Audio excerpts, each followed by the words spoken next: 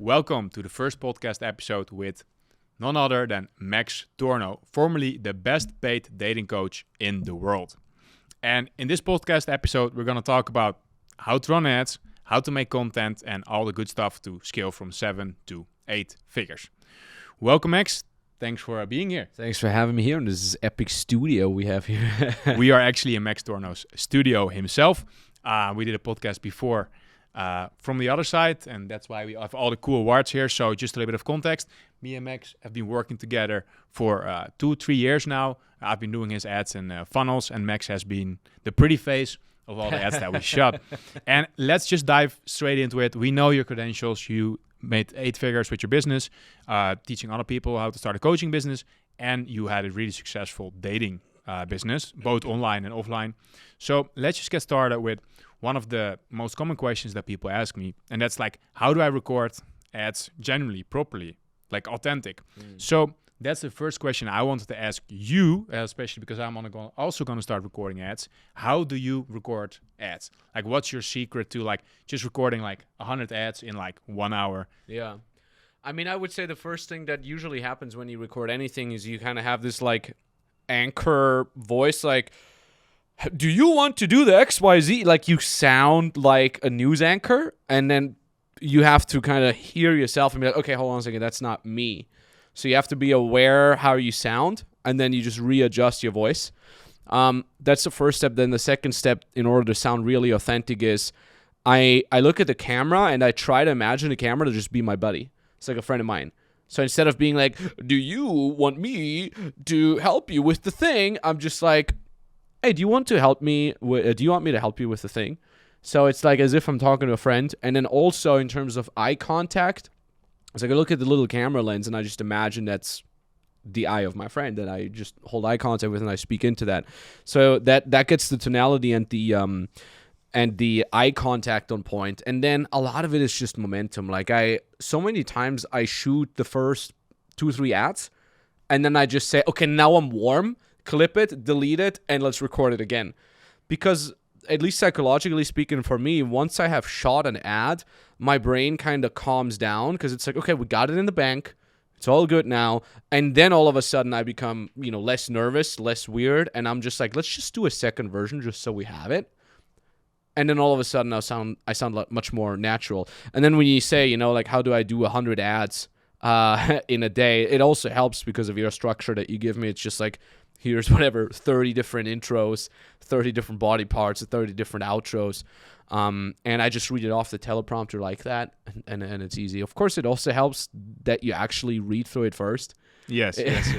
I've had this sometimes with some of our more beginner clients. I'm like, you literally have the weirdest pauses because I know there's a new line in the teleprompter and the natural speech wouldn't have a pause in there. So those are kind of like the factors, I would say. Yeah. So before we go into your clients, because I also wanted to ask you, how do you experience that with clients? It's like, so you pretty much said like, hey, talk to it like a friend, look at the camera, also kind of check your voice. Do you just do like a test recording then? Yeah. And then you watch yourself back and then you decide, or how do you do that? Like literally in practice. I do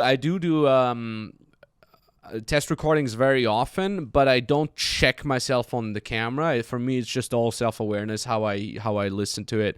So usually what we do is we set up the teleprompter first, and then while my team is like checking the audio and setting up the lighting, I just go through it once, kind of gets it out of my system. And then so much is momentum based, and you'd be so surprised how good the second version is. It takes you extra 30 minutes, or even if it takes an extra hour, it's freaking worth it. Because especially if you're recording an ad that later on becomes the winner ad of your campaign, you're going to make a lot of money from it. So investing an extra hour in it just to get a 5% edge, it's going to really compound like that. You're going to make more money with it.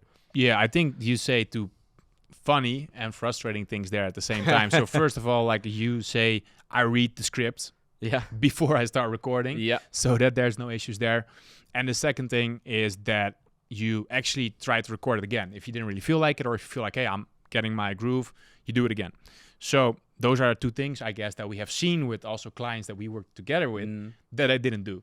So I'm curious, like, you can just ramble a little bit here about like what you see with your clients that start recording videos or ads for the first time, and what kind of mistakes they make and what you tell them to focus on.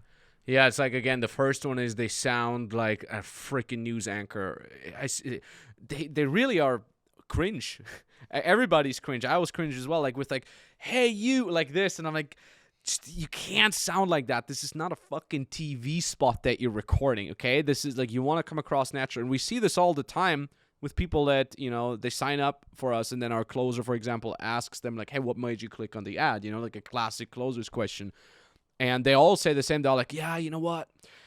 I've seen so many offers just like this, but I don't know, Max just sounded much more authentic, and that's why I wanted to click on it. Of course, it's winner's bias, because you only ask the people that actually come through the funnel like this. But yeah, the authenticity is a huge thing. Second thing is lack of preparation, because they're just like, it's on a teleprompter anyway. All I have to do is read.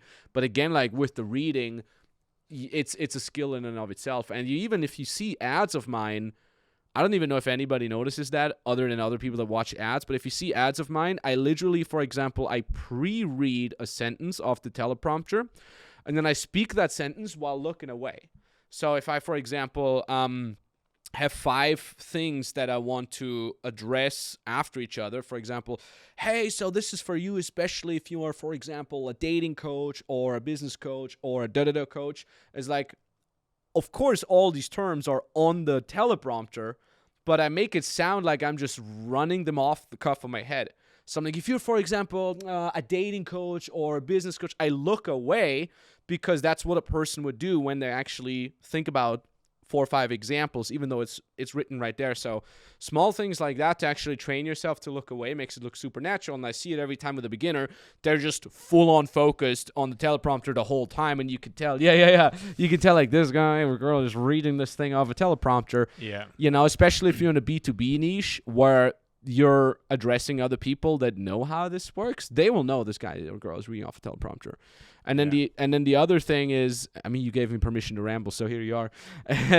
The other thing is that their mindset is kind of like, oh, I just want to have these ads done, and then that's it, and then I never have to bother with it. And I had this mindset for a long time too, because you don't get used to shooting ads in the beginning. Nobody is used to it in the beginning. Maybe you're used to it to create content or whatnot, but then all of a sudden you need to be super on point with the exact words. You got to stick to the script. You can't ramble, and you have to read it off the script. And a lot of people are like, oh, I really don't want to do it. Let me just do it real quick so it's out of the way. But what really helped me over time is to kind of realize I'm always going to have to shoot ads. Like every couple of freaking weeks, Robin is going to give me a bunch of other scripts that I have to shoot. So the moment you commit mentally to, okay, I'm going to do this for a very, very long time, that's also the moment where you're going to be fine with shooting more ads. And that way you just say, let me do a best possible job with that, and be hyped for the next one that you need to shoot. Yeah, it's funny that you said that. Like, I always tell you, I always tell my clients, like, you need to record ads at least for once a month. Yeah. And if you want to scale, you need to keep doing that forever. And by saying that, it kind of takes the pressure off a little bit, because you're like, okay, I'm committing to this. I need to keep doing this. And sometimes I don't send you scripts, and then it's a nice surprise. Yeah. But if you get like out of nowhere some like huge script, and you're like, oh shit, I have to record this. Yep. That's not that fun. And it's also funny what you said. Like, I just really like how you mentioned the teleprompter thing, because for me, I think using a teleprompter nowadays, it's the ultimate hack. It's perfect, but it's also a skill. Just like a news anchor has to learn how to use a teleprompter. I actually went to clients sometimes to be there, and I'm like reading it out myself, and I'm like using the speed thing and like testing it, because and this is pretty hard, I have to admit. Like I went there, I'm like, what's going on? My script sounded really good when I read it out loud, but it's not working. And then you go there and you're checking the speed and the pacing and all that stuff. So I mean, what I actually have is, if you look really close at our ads, I always just have one arm in the frame, very rarely both, because usually one hand is, I have the phone somewhere just outside the frame with my index finger hovering above the pause play button, because I never get the speed right. Also because I want to sound natural, and natural speech sometimes speeds up and sometimes slows down. So I'm literally always with like one arm is there to gesticulate, and the other one is to press freaking pause when the thing goes too fast. That's another little mini trick. Yeah. No, I mean, that is pretty much it. Like, you have to play around with the speed a little bit. And also then it depends how someone writes it down. Sometimes there's parts where it's like what we talked about, it'll have like 20 hooks, and it's just like one-liners. Those also you could probably learn by heart. I think that's how you say it in English. You can learn those. But if it's more like a paragraph or it's like multiple bullets, you can really learn that. So, and that's actually, to be fair, another thing. Like, I've never coached you with it because you have been naturally good at it, which makes my life really easy. But that is another thing. Like, to make it more natural, you can also, if it's just about the hook or the first few seconds, just learn that sentence and just say that sentence while you're moving.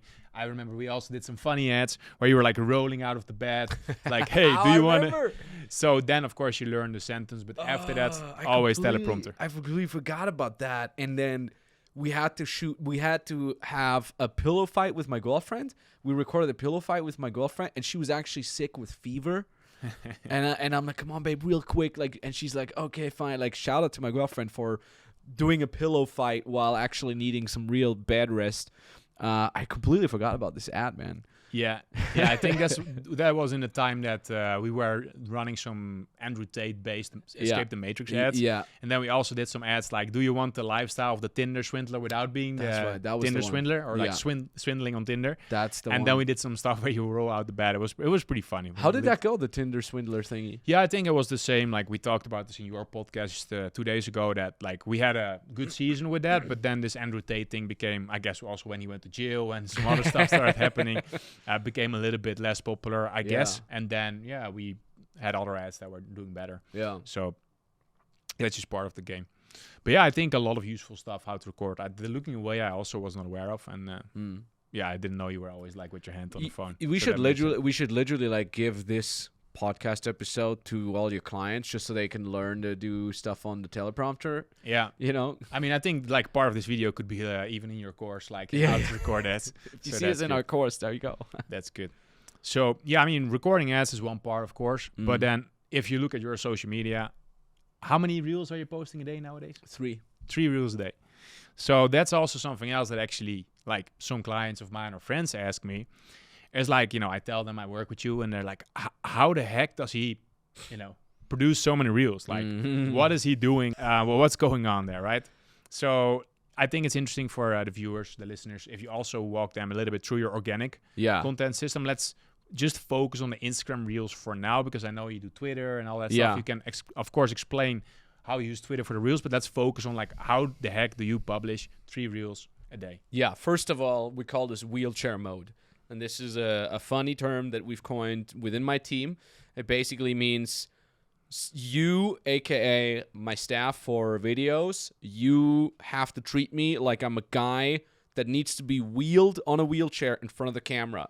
Because I'm busy, right? I'm coaching clients, I'm doing marketing, I'm thinking, I'm doing basically a lot of things at the same time. So if I have to be involved in set up the camera, is the lighting okay? Test microphone, like that all takes a lot of time. So in an ideal world, I'm just there working, and then my videographer sets everything up and then drags me by the t-shirt in front of the camera while I'm still like working, and he's like, yo, here, camera, now speak. And I'm like, okay, blah, blah, blah, blah, blah, blah, blah. And then we just knock out an hour or two of just content. So the first thing is wheelchair mode. In an ideal world, you have a team that is so good at setting everything up and they know how to work with you that you're literally just the guy that speaks into the camera. And then when I'm done, I'm like, blah, blah, blah, blah, blah, done, bye, and I go back to work, and then they, take the SD card, they upload it, and then they just get shipped off to the editing team that all works online. So that's the first thing, and then the second thing is, weirdly enough, I know you're going to hate this because you just stopped drinking coffee. It's fueled a lot on coffee for me.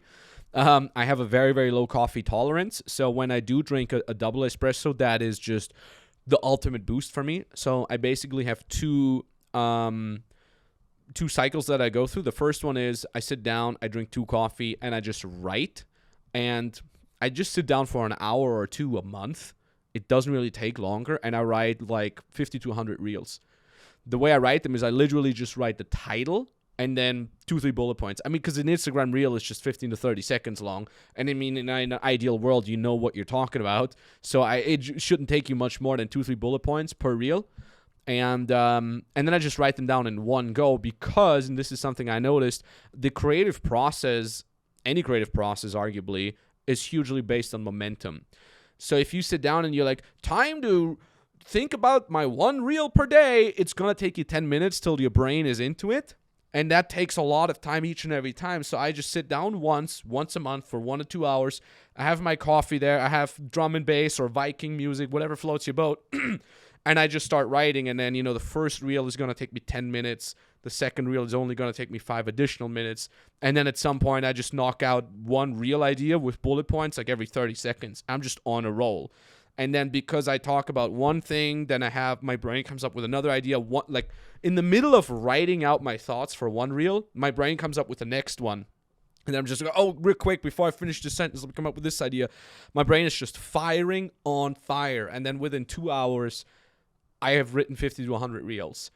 That's the first thing I gotta do. And then usually the next day, we have another 2 to 4 hour window where we set up 3-4 shots, usually in the same location. And we've done this while traveling the world, too. That's the craziest part. We've shot reels last year in Japan, in Paris, in Amsterdam, in Vienna, in Prague, in the Austrian Alps, inside, outside, everywhere. Like, there's no freaking excuse as a business owner if you're traveling the world. I still shot reels like crazy. So usually we're in one location where you have 3 to 5 different shots. So for example, you're in a nice hotel room, you set up one shot next to the window, you set up another shot in front of the table, you set up another shot with whatever, some cool view. Like it's roughly at the same location, but different shots. We set that up. I, again, have 1 to 2 coffees just to wake me up. You don't have to do the coffee thing. On a side note, some people are going to start abusing substances now or something like that. It's just, for me, it's part of a ritual, I would almost argue. And then what I do is I have 4 to 5 different T-shirts that I have, like, laid out next to me. Ironed, exactly. It's a nice little iron session before that. And I have my different watches, and I just record, like, 10 to 20 reels with one outfit, change the outfit, 10 to 20 reels with that, change the outfit and location. It's like, if you really look closely, I have almost always the exact same haircut and beard growth because I shoot them all in one freaking day. That is how I record one of the 2 categories of reels or short form video content. Yeah, before you go there. Yeah. So you are recording 50 to 100 reels on one day, or like how many hours does that take you? That is 2 to 4 hours, depending on the complexity of the reels and, the location and so on and so forth. And you're not abusing any other substances than coffee? None other. I'm asking because Brandon Carter talks about how he is using some Adderall, I think, when he records them to also do 100. It's weird. I've tried Adderall once. It made no difference to me. I'm like, that's how my brain feels normally. So I was like, this sucks. I expected better. But yeah, sometimes we've tested with this a couple times in Cyprus. I smoked a cigar. Mm-hmm. Because the nicotine rush also gives you a little bit of a push. But yeah, I don't rely on any of that.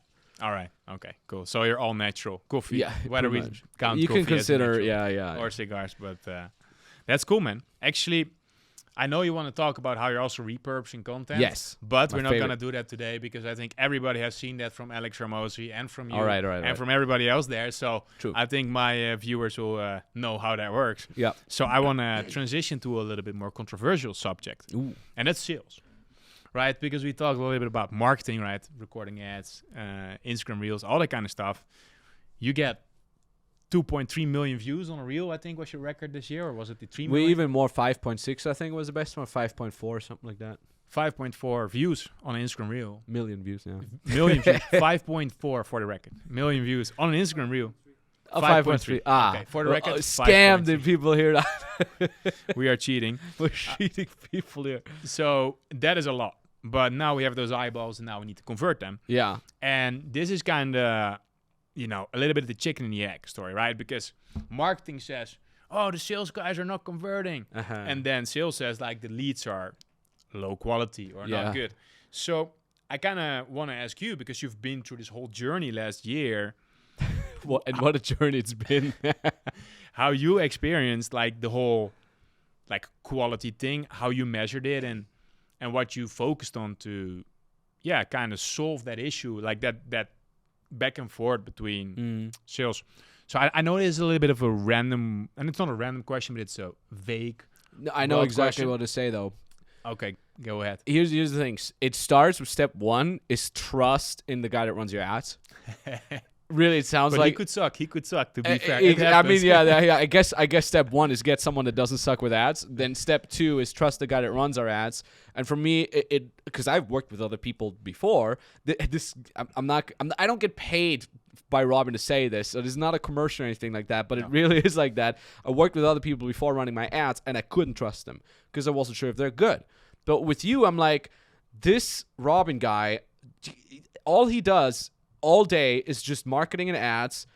I imagine you like sitting in a bathtub with the little squeaky duck, and you're like reading a book on marketing. You know what I mean? Like that's how I imagine you. And you go to all these masterminds. So for me, I was like, okay, I trust that if I get two conflicting messages, sales team saying leads suck and marketing saying sales sucks, I'm gonna trust that it's not marketing. All right, that's step one. Now, step two is actually the mindset within the sales team that you have to cultivate. Like we have our forbidden word, and that is bad leads. It's 2 words actually, but like we forbid all our reps to ever say it's bad leads. It's almost like Harry Potter who cannot name you know who. So we literally say this like, because even if it was true that the leads suck for whatever reason, I don't ever want to cultivate that as an option within the minds of my sales reps. I want my sales reps to always, at every single non-closed person, point the finger straight back at them and ask themselves, what could I have done better? How could I have closed that person? Even if the leads suck, this is going to be an absolutely crucial mindset you want to cultivate in your sales team. So we basically forbid that word, just like we also forbid things like broke. Oh, the person was broke, I couldn't close them. We don't say that. We say usually it's something like, okay, couldn't handle the finances, couldn't come up with the finances, or logistical money issues or anything like that. Again, because we don't want our sales reps to ever throw their hands in the air and say, oh, well, the person was broke, I couldn't have closed them. I always say the following example, and this is something I teach to my clients as well. Imagine it wasn't you on the call trying to close a client, but Brad Pitt. And Brad Pitt is saying, hey, Mr. Prospect, all you have to do is sign here and pay me, insert price of your program, and then you're going to celebrate with me in my yacht, on my yacht in Monaco, and we're going to party, we're going to drink champagne, so you get to kiss my wife, and you're going to be in the next Martin Scorsese movie. All you have to do is sign up for my program right now, If that really happened, would the prospect really say, it's not the right time, Brad Pitt? I'd really love to make out with Angelina Jolie and be in the next Martin Scorsese movie, but it's just not the right time. Let's just connect back in January maybe. Like that wouldn't freaking happen. And I always tell this to my leads, to my sales reps as well. So always imagine that it's your fault. And I think if you really cultivate it like that, there's never this culture where you even make a decision whether or not it's the marketing, because you want your sales reps to do what they need to do, and you want your sales reps to do their absolute best 100% of the time, and you want your marketing to do 100% best all the time. That's the woo-woo answer. That's a little bit more the meta answer. The macro answer. On a micro level, you as a business owner got to listen to the freaking sales calls. Everybody's going to hate me saying this because no business owner wants to deal with sales. I get it. Not many, at least.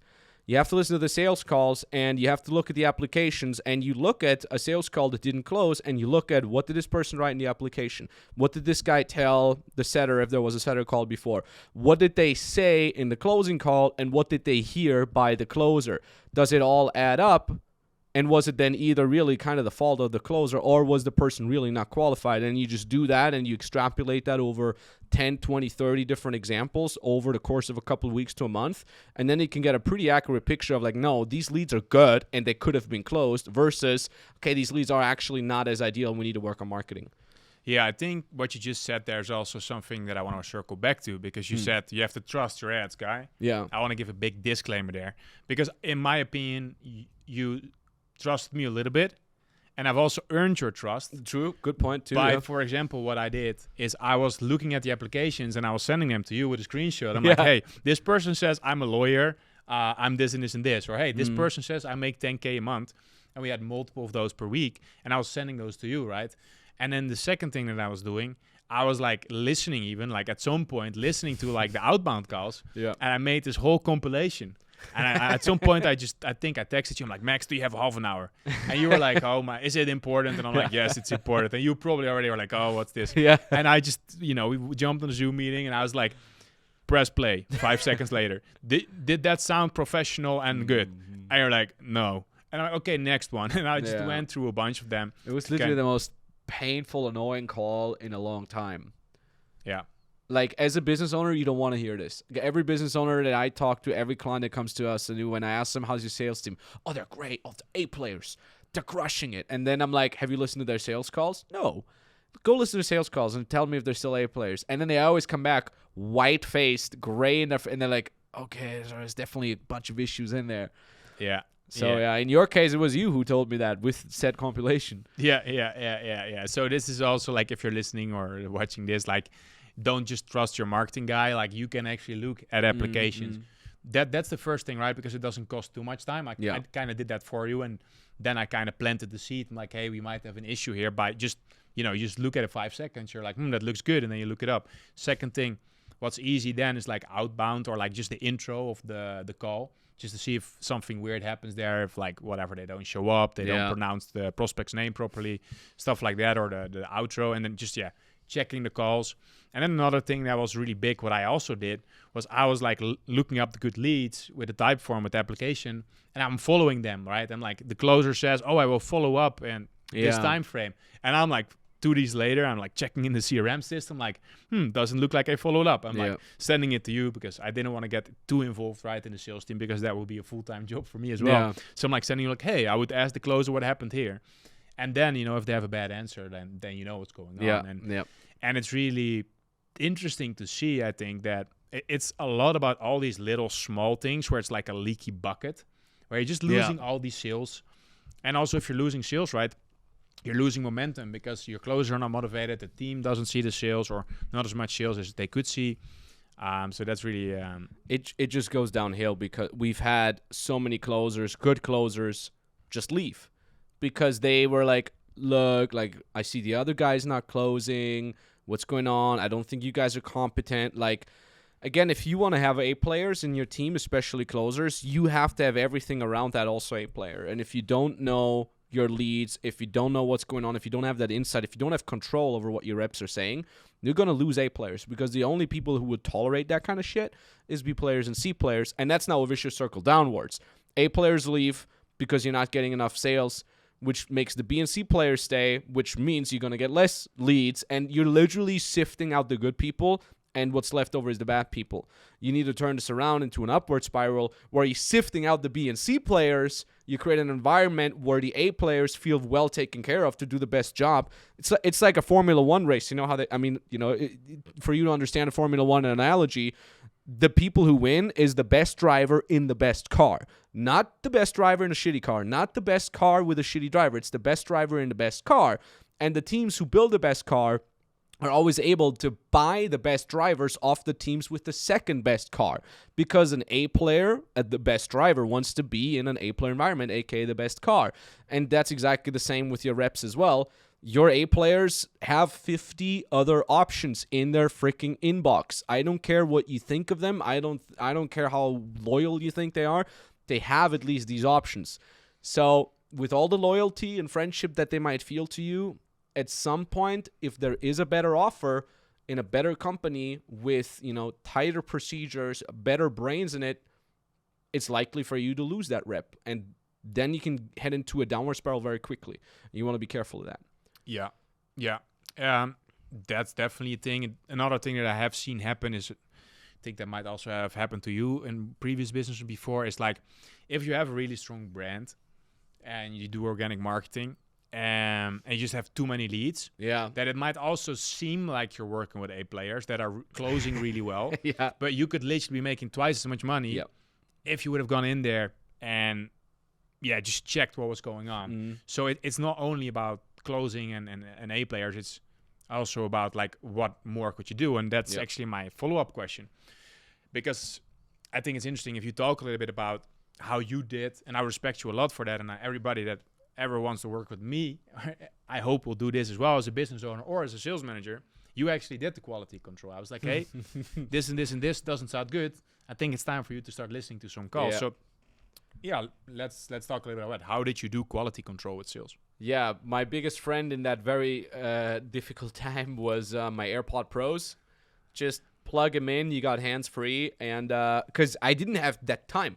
I was already busy with content creation and management and team and everything. There was no extra. Oh, all of a sudden I have 2 hours extra a day to freaking do quality control. Yeah. For me, it was like, okay, how do I carve out that extra time? And I would just put the AirPods in, and on my morning walk, instead of listening to an audiobook, I would listen to a closing call. While I was sitting in an airplane, I would download 3 closing calls, so I would listen to that in the freaking airplane instead of watching a movie. I cook breakfast steak every morning, and it takes around 30 to 60 minutes between marinating the steak, putting it in the pan, searing it for 3 minutes on both sides, as well as, putting it on the table with your water and all that stuff. It takes around 30 to 60 minutes to do that. If you listen to a closing call that takes between 60 to 120 minutes on double the speed, you can actually listen to a whole closing call just while making breakfast. So that is how I carved the time out for damn quality control. And then all I did is I listened to that while I'm listening to it. I had a notepad open on my phone. I would just make notes like, at 56 minutes in, the objection handling didn't listen properly. Oh, here you sound weird.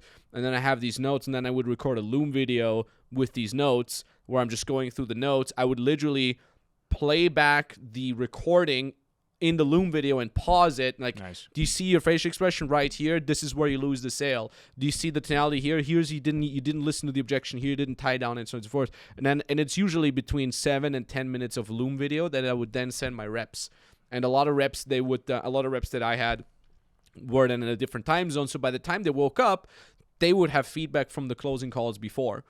And then, they would listen to these feedbacks and they would instantly fix that. It's one of the coolest moments ever where while you're cooking your steak, you coming up with 2-3 small problems that you see in a closing call, you send it to the rep, and then that evening, the rep closes someone because of exactly the 2-3 fixes that you had them iron out. And sure, it sucks that you have to do that, but it's one of the highest ROI activities that I've ever experienced because you literally see money coming in right away. So, for us, we have ticket sizes all the way up to 40K, like over 40K, 46 or 42 or something like that. So, like, I invested an hour where I cooked my steak while listening to something on the AirPods instead of doing nothing or listening to music. And that hour just brought in the company 28K, 46K, or even just 4.8K. It's still worth it. So that's how I did it. And nowadays, I kind of pulled back from it because our top reps are at a level where they don't mess it up, at least as of yet. I'll probably listen back in here and there just to make sure that a small problem didn't blow up into a big one. But then the whole idea is that you get you hire someone with that extra money that you're making that just does quality control nonstop full time.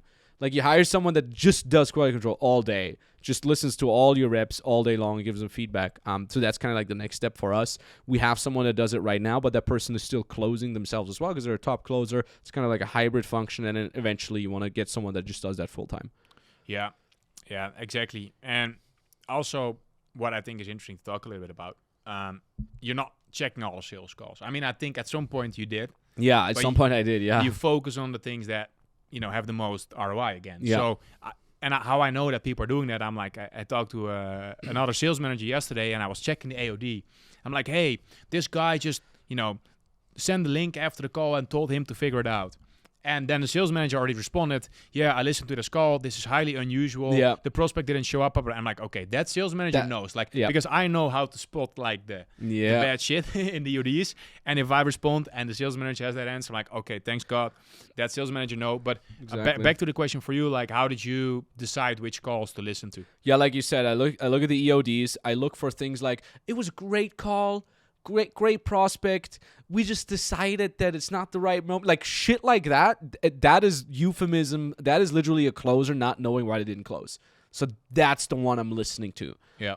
If I read something like objection handling for 2 hours, did everything, almost tied him down. At the end, turns out I didn't have money. Sure, sometimes I would listen to that as well, but less. It's usually the ones where you can literally read that the rep didn't want to admit something or is kind of hiding something.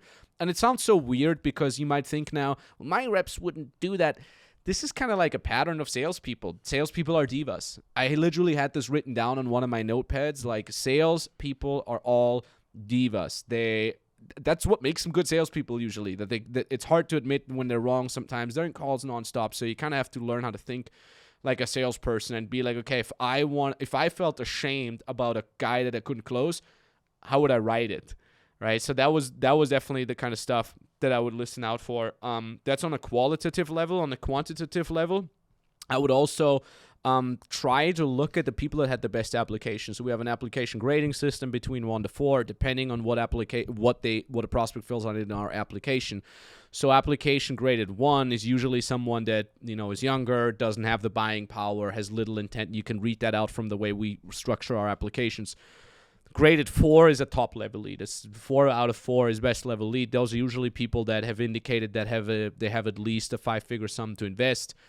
They're ready. They're more sophisticated, older, live in a first world country, have a proper education, proper background financially, and so on and so forth.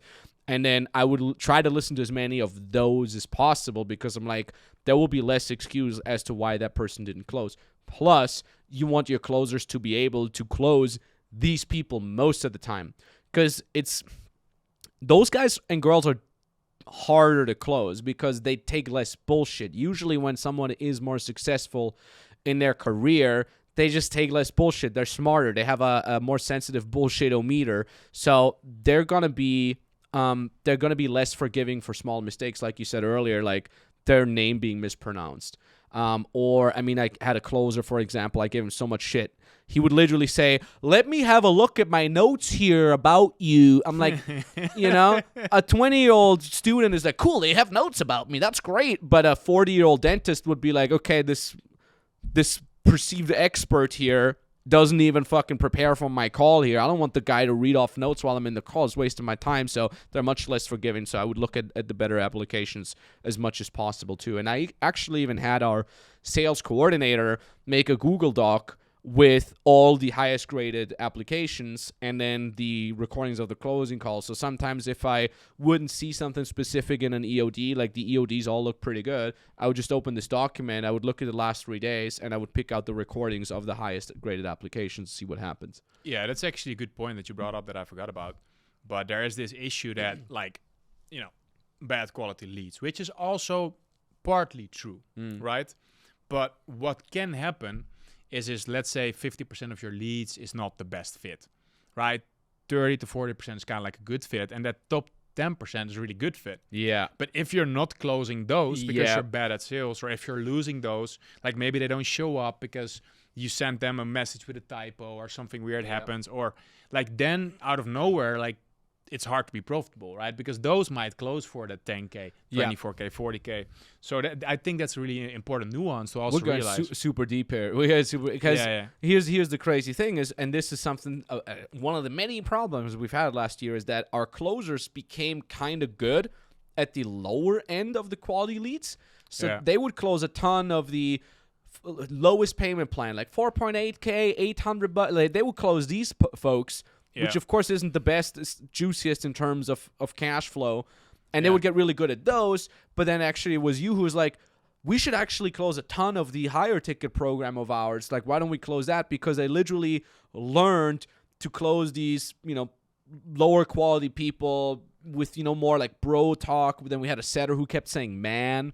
Like, good, all right, man, next question, man. And, again, that would be cool for someone that has less buying power, but then someone with more would see that as a turnoff. So you literally train your reps to be better at a specific kind of lead. And then also, if you don't pay attention, you train them to get worse at the other kind of lead. And then you need to have the lateral thinking to look into that and be like, okay, well, let's try to aim at the whales and really closing those. And it usually trickles down too, is like when you're good at closing the higher quality leads, you're automatically also better at closing the less quality leads. Yeah, 100%. And the good thing is, if you can close the whales, then you can start disqualifying a lot more people. You just don't take the bottom 50% of the calls. That's also at some point something we started doing. It's like, hey, these people, of course, we analyze this every quarter. We look at all the answers that they give in their application. Yeah. And then we look at the closing rate and the, money that we made on that answer. And then at some point, we're like, okay, these answers don't make any sense. And also something else, right? Like you are closing real estate people in Germany to help set up the podcast, do the social media, do all that stuff. So those people are there. The offer is there. Of course, if you are the owner, the influencer, you close them. That's easier.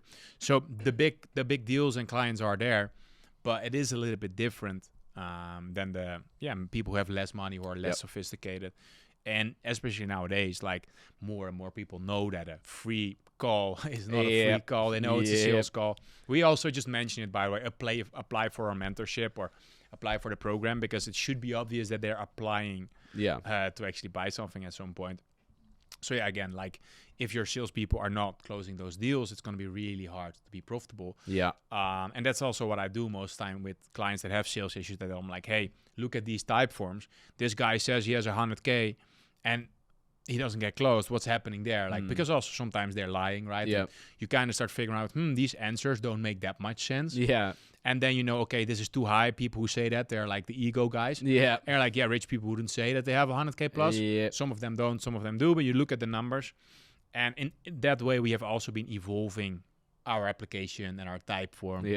I mean, again, that's a whole art that you were so good at, in combination with Victor, our numbers guy, our sales coordinator, because I feel like that is a skill that I'm just completely lacking. I'm really good at looking at the social aspects. I'm like listening to the tonality of the closers and so on and so forth. I hear that kind of stuff, but you're much more on the lateral thinking kind of side. You can see a lot of connections between the dots.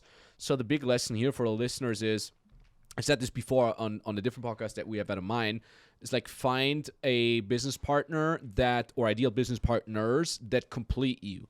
So meaning if your primary skill is XYZ, then their primary skill should be the skill that you lack, right? So it's the combination of you and I and some of the other higher ups in our company that make this whole flywheel work and spin fast enough.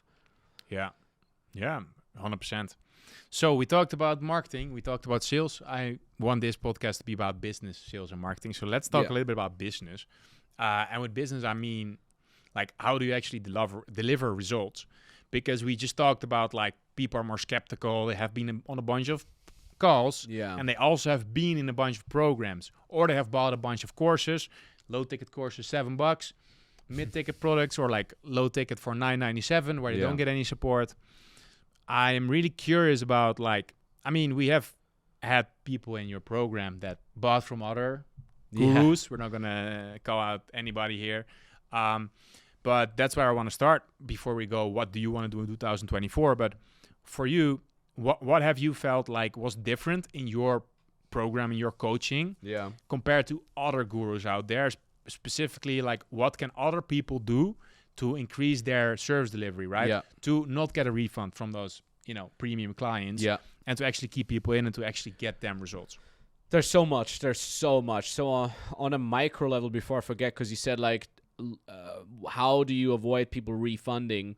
It's a learning process. So actually, every time we do have a client complaining or not being 100% happy or even requesting a refund, we look at every single touch point that client has had. We look at the onboarding call, hell, even sometimes the setup call, the closing call, the onboarding call. We have all our coaches send screenshots of every single part of the conversation that client has had with any one of us. We look at the recordings of the live group calls, if there are any, that client has participated in, and we just look for mistakes. Like that, it's a tedious process. It sucks. It costs time, but like that, you're actually going to find out a lot of small things that can accumulate that can literally push a client over the edge to then want to have a refund. So that's the first thing that we do on a micro level. On a macro level, I have to, admit here too, is like, we have been there. We have had this whole business implode in our faces because we scaled too fast. We have been in a situation where we made $500,000, I think, in our freaking 4th month of the company, simply because we had a huge organic brand. We've had so many people buy right away, so we didn't have the delivery structures, nor the know-how, nor the manpower on the back end to actually handle so many clients. And this is really difficult to catch as a business owner, because when you're crushing that much, your RAS, your reticular activation system, is just going to be firing on like everything is awesome. I'm at the top of the world. Here I come, the great business guy. I'm making business, doing business. I'm the best in the world. Like that's how my brain sounded. Like I'm the best in the best. I love him. Everybody loves me. And because the money just comes in. But then there's this tiny little, spark that is lit at the back of your house, and it turns into ember, and then it turns into a little flame, and you're like, nah, this is fine. We're making money. We're crushing it. I'm the best. And then all of a sudden, it's an inferno that is about to burn down your entire house because people start being unhappy. And you'll feel it. You have first couple complaints, and you're just like, nah, fuck them. They probably don't know, Like all this ego response, to be fully transparent here, like that's what I've been through. And then if you don't catch that early enough, these people then they go public and they publicly write sometimes even made up stuff just because they're frustrated. And that then is, of course, even worse. And then at some point, you have to, engage the emergency brake and be like, okay, we really have to make sure that the quality is super high. So that was my history. And this is something that I teach to my clients now as they're scaling, because I see the same ego response in their eyes when all of a sudden they make more money than they could have wished for ever. They're making in a day what they used to make in a freaking year. Completely makes them lose their mind almost because it's too good to be true. And I'm then trying to put them back on solid ground with both feet, saying, hey, listen, now it's time for us to go all in on delivery, because otherwise this thing is going to implode in your face. So, we learned it the hard way, and we're trying to teach our clients to not have to do it the hard way themselves. So out of that learning the hard way came this like unwavering commitment of like, I want this to be the best program that people could possibly have. Not only because I actually fucking wanted it, because my damn name is on it. I didn't want my name to be dragged into the dirt. I want people to see my name, hear my name, and almost think of excellence or competence. Like I want it to be associated with all that, and the only way I could do it is by absolutely over-delivering.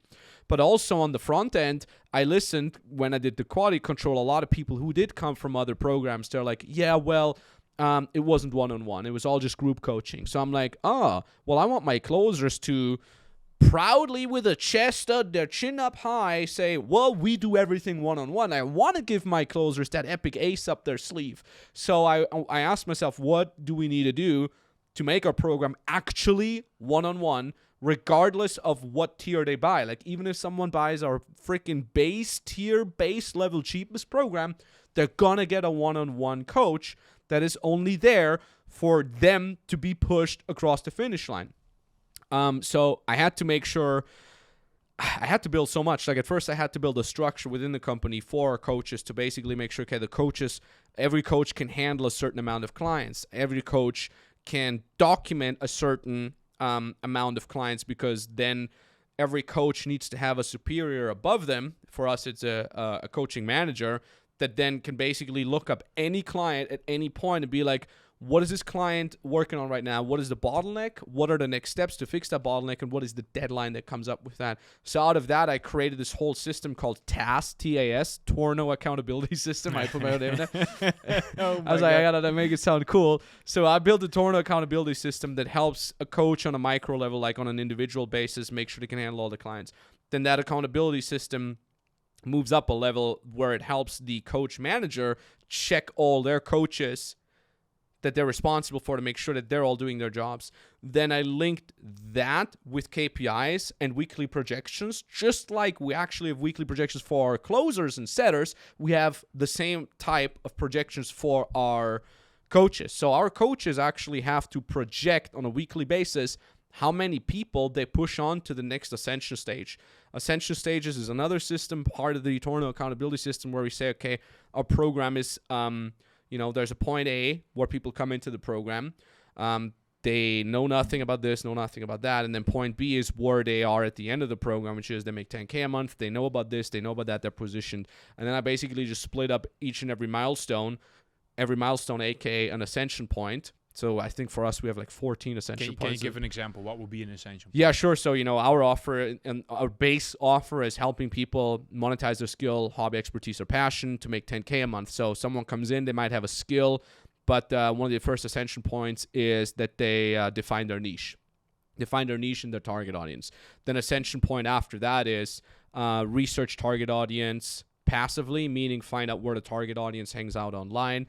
The ascension point after that is research target audience actively, which means get in touch with the target audience, conduct interviews. And then after that, ascension point is defining their USP and having the USP approved by our team or their one-on-one coach. And then ascension point after that, and so on and so forth. So these are ascension points all the way to make their first 4-figure close, made their first 5,000 within 30 days, made their first 10,000 within 30 days. And then we also have ascension points of like, okay, did that person, now that they cracked 10K, get an interview scheduled for my channel? Some clients want to have an interview. Some clients want to just stay anonymous, just want to make money without being featured on channel. That's fine. And then have they been scheduled for an upsell call to join our advanced program? Have they been upsold? And now they're upsold, and now the ascension stages for the upsell program starts. So there's all ascension points, and now our coaches are KPI'd on how many clients they can push through the ascension stages each and every week. And if they don't hit the KPIs, they're going to be in trouble, and so on and so forth. So there's all these accountability systems that are basically in the entire company. But now that also means as we're scaling more, we also going to need more and more competent coaches that help us in our support. So I also needed to build a funnel that helps me hire and acquire top-level talent. Then I needed to build a system that helps me train this talent, because a lot of people that come in, they know, we hire people that have master's degrees in business administration, but at the same time, they need to learn about our program, our clients, the essential stages, everything. So I had to create a whole internal training system that is basically like a program for our coaches that explain to them everything about the company. I mean, back in the days when we still had an in-person office, we even had internal trainings of how the coffee machine works. Like, this is where to put the water in. Like, we had every single procedure, any position in our company, all the way down to the cleaning lady, could just watch and get trained on, because we wouldn't have to want to invest the time into training someone in person. So I had to build all these systems just to damn make sure that we get great reviews and that our clients are damn happy. But the thing is, too, once it's set up, it runs pretty smoothly. And now, it costs you about a month to create this whole thing and set it up and create the systems and have everybody on board. But this is a month of which you're going to profit for years to come, because sure, we have happy clients and that's great and all, and it's good karma, but at the same time, it increased our upsell rate. It increases our marketing rate because we get more testimonials, more reviews. It's better for SEO and so on and so forth. I mean, when you came on board with us, where we had switched from organic to cold traffic, and we had worked with someone else on cold traffic, and that person couldn't make cold traffic work, we were still making like $300K a month just from freaking upsells. Remember, we were in the jacuzzi in my apartment, my penthouse in Kiev, and you were like asking how much we're making because I told you that our cold traffic sucks, and I was like, yeah, we still make $350K a month, because it was all upsells. It was like 90% just upsells. So it's a nice little extra sum that you can just make just by investing a month or two just in really epic structures. Yeah. Whew. I mean, I think we had something similar like half a year or 9 months ago when you implemented all these new ascension stages. That's right. And then it was like, burp, like everybody got squeezed out, and we got like a really nice uplift. And I was just in Japan at that. I was just enjoying Tokyo while we made all this extra money. Yeah. Yeah. Epic. I mean, I think it has been pretty specific and detailed and interesting. Yeah. And just one question popped up that I don't even know how to answer, and I think you are the perfect person to answer this. So this is for the Americans that want to also run ads or market in Europe, and the Europeans that want to move to the US. Now, just for context, for people watching might not know, you grew up in Europe, in Austria, and you have studied in the US. You have done world tours in the US as a dating coach previously. So you have sold in the US from the stage, and you have sold in the in Europe from the stage. And after that, you start an online mentoring program, also for dating coaching and relationship coaching. And you sold that both in the US and Europe. So I am curious, what is your opinion on the difference between Europe and US? And if we have time, we have to look at the editor. Do we have time? Please do it both ways. So, like, if you are an American, what will you feel European? If you're European, what will you feel going to America? Like selling, marketing, running your business even. Whatever you feel comfortable with talking about and still want to after already a pretty decent podcast. So, yeah. All right, so there's a lot of layers to that. There's a lot of nuance to it, and it's gonna sound kind of generalizing, and of course, there's always nuances on a personal, individual level. But what I noticed is really funny combination. Europeans are very much focused on how you're dressed. Just as an example, so European market, it's all about collared shirt, dress shirt, nice watch. You gotta, in our niche at least, because we're gonna make money online niche, you gotta look the part. You gotta look rich, especially Germany, Austria, Switzerland, which is kind of like the backbone of the European market. It's the biggest market, most money there. So these folks, like, they don't care if you're making 8 figures. If you don't look the part, if you don't have a nice watch and like a nice shirt with a freaking brand on it, they're just gonna think you're an idiot. They're just like, who the hell is this internet guy? Especially Germans, they're so conservative with that kind of thing. And then weirdly enough, when you then as a European, sharply dressed, Italian suit or whatnot, you go to the US and all these US people are just gonna think you're an idiot. When you are dressed like that, they're gonna think you're some sort of fake guru with like fake rented clothes, because not all, but a lot of great online marketers in the States, they're literally kind of known to just have like a freaking shirt, like a t-shirt and shorts and their flip-flops and like, oh, I make 9 figures. Americans love that. I mean, this whole thing with SBF. They were like, if you remember the scandal with Sam Bankman-Fried, they were like, he's a billionaire and he's driving a Toyota and the hair makes him look so stupid. They love that. Like, the richer you are, the weirder you need to dress. In Europe, it's the exact opposite. So that's in terms of dressing. Weirdly enough now, when it comes to the content, the way you speak and the way you sell, it's actually the opposite. So Europeans want you to sell very humbly. It's very much, it's not built on hype. It's very much like, I guess our agency is at the top because, I mean, we've been working with really good people in the industry, and, I guess we've been doing it for 10 years. And, that's why I would suggest we work together with you, and this is our price, right? So that would kind of be the tonality you would sell a European, very downplaying, very just spot away. You cannot brag, but U.S. Americans, it's all like, yeah, we're the best because look at all the followers and we've been working with this. If you want to work with the best, then you sign up right now with us on the spot, because that's what action takers do. Like, Americans love that kind of stuff. And it was really difficult for our U.S. reps to learn that when they had to sell to Europeans, because they would come in with this hypey, and then they would have some 40-year-old German insurance dude on the phone, and they'd be like, I don't know, this sounds too good to be true, I gotta talk to my wife. And the American is like, but hype, and the person would just close down more and more because they're from Germany. Vice versa, our Europeans, they would be very, playing it down, all humble to some American, and then the American would say something like, I don't know, let's touch base tomorrow, blah, blah, blah. And then they would hear back from that lead, like, oh yeah, I bought some crypto scam where the AI trading bot would sound, because it sounds so cool and all hypey, and you could tell that person just talks to some hypey kind of closer and then closed them. So, again, be careful with overgeneralizing, because we've seen examples to the contrary from each region. But what I usually tell my reps on an individual basis, like, try to categorize roughly what kind of person that you're talking to. Is this a person that uses more like humble words and is looking out for legitimacy and says and is not super hyping themselves, they're not very emotional? Well, in this case, downplay it and just act like you have no horse in this race. If you have someone in there and they said things like, yeah, I'm thinking about starting a crypto thing and it's so great because that's the future, then okay, then you have to adapt to that person, of course. Yeah.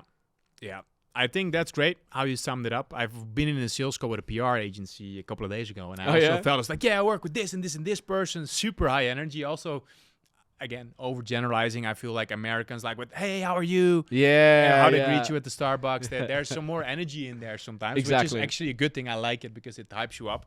And of course, we have a pretty unique offer where helping coaches and consultants, there's a lot of different kids. Yeah, There's people who really want to make an impact. There's people that want to make money. There's people that are a little bit more spiritual. So I think anyways, like, sales advice, always look at what's working. But what is really important is to realize, at least in your marketing, that's how I'm going to end this podcast, that there is a different, right? Like, it's probably good to at least double check if you're not spending a bunch of budget in Germany and not closing them, and vice versa. So I like to split them up a little bit to have a clear overview. I think that was it. Super valuable. Thanks. Thank you very much, sir. Until It the was a next pleasure. one. GG.